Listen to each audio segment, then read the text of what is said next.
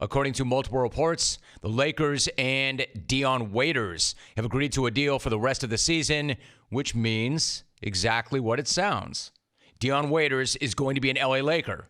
You know, the guy with some of the best nicknames in the league. Nicknames like Headache, Google Me, is now a member of the Lake Show. Now, you can say what you want about the season that Giannis has had, or the ridiculous year that LeBron has had, or what Luka is doing right now. But nobody has had a more amazing year than Dion Waiters.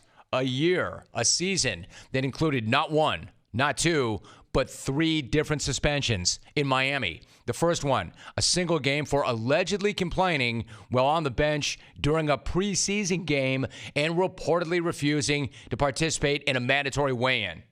That right there is one of my favorite suspensions ever. The second suspension, of course, was the legendary 10-gamer for the airplane incident, which I will get back to in a second. But I don't want that to overshadow an awesome third suspension, which reportedly was for telling the team that he was sick and then posting pics of himself on a boat. That's an all-time move. Do not sleep on that move. Like, if the plane incident had not happened, we would still be talking about the boat incident. Just because the plane was so legendary does not mean we should overlook or sleep on the boat. And then there was that plane incident, right? The incident in November that was summarized by Brian Windhorst and Woj as, quote, Miami Heat guard Dion Waiters experienced a, quote, panic attack on the team's charter flight Thursday night after consuming a THC-infused edible, end quote. Oh, and there was that detail that first responders met the plane when it landed, and the allegation that Waiters was passed out when the plane landed and allegedly had a seizure when somebody attempted to wake him up, which is completely insane. One thing to have a panic attack after slamming an edible. Quite another to have a panic attack after slamming an edible and forcing the plane to make a premature landing. They had to divert course and land because of this guy. That's next level. He redirected a team flight because he didn't know what the hell he was eating. A professional athlete didn't know what he was eating, didn't know what the hell he was putting in his body. Not exactly body is temple, is it? It really is insane. Almost as insane as having 3 suspensions, totaling 17 games, $1.4 million in lost salary, and $1.2 million in a lost bonus. This guy's played in a total of 3 games, so he's had as many games as suspensions. He's been traded to Memphis, he's been waived, and now he's signing with the number 1 seed in the West. All that crap, and he's signing with the number 1 seed in the West. Like, that guy could do all of that and still has this amazing opportunity, a great look at a ring. Never mind falling forward. You cannot tell me that that is not the greatest single season in NBA history. Yeah, great. Wilt had 100 in one night. Sure.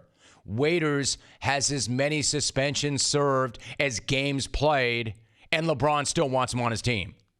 Yeah, great. Russ and the Big O, they averaged a triple-double per game for an entire season.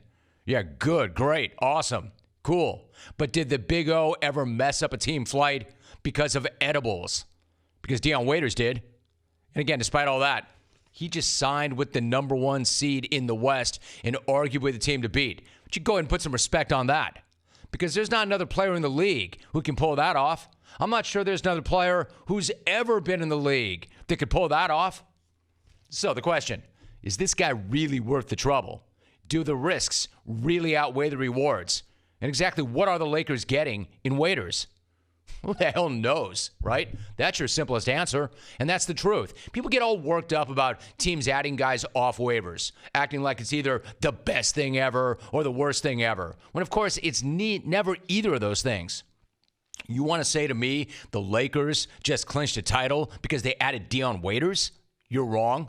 You want to say to me the Lakers are desperate for adding Dion Waiters off waivers? You're wrong about that, too. Oh, no. They know what they're getting. And it's not the guy who was the 4th overall pick in the NBA draft. Not the guy who was an NBA starter who averaged 16 a night. If they were getting that guy, that would be great. But if he were still that guy, he wouldn't have been available in the first place. If he were still that guy, he would not have been suspended 3 times already, traded, and then waived. But it doesn't mean that he's worthless. Potentially, he has value. He can help them. And yes, they need him. They worked him out last week, or this week, and they clearly saw enough from him that made them say that he was worth signing to a minimum deal for the rest of the year. Listen, this guy, once you get beyond all this noise, this guy could give them some scoring punch off the bench. He can create off the dribble. That's been an issue. He could give them somebody to spark that offense when LeBron sits, which is an enormous issue. Because when LeBron goes to the bench, they're a totally different team. And by a totally different team, I mean like a bad team, at least offensively. They're ranked 29th in offensive efficiency when LeBron's on the bench. So when LeBron comes off the floor, the ball stops moving and it stops going in the hole, and Waiters potentially can help that. And then maybe, just maybe, he could be the guard equivalent of Dwight Howard, a guy with a ton of talent who the rest of the league had given up on and who has turned out to be an absolute difference maker this season.